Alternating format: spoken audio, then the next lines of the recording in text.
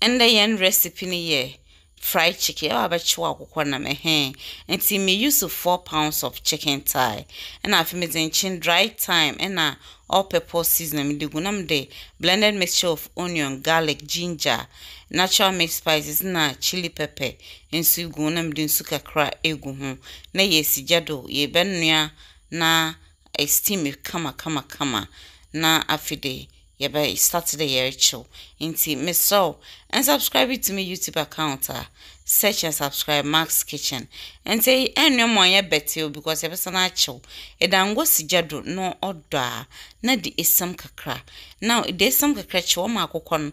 No ye fe on yanka kawi biara.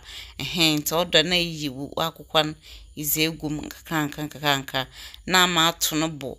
Acho kama. Na redandan dandan mes mo be ya wonam nan kasho te be dandan kanka ten wo de ni nyina no why golden brown chide wo chicken are ready wa kokwa are ready and te be repeat biom e be sande esam kakra e de guangonum add a little bit of flour to it and then add your chicken. The flour helps to make it smooth and look beautiful.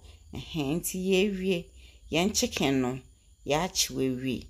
Try this method of frying chicken and you will love it. And so this is our chicken, fried chicken. Me da se bebre da asham.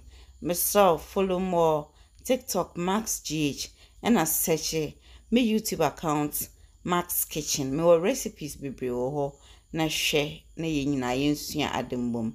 Me da se bye bye.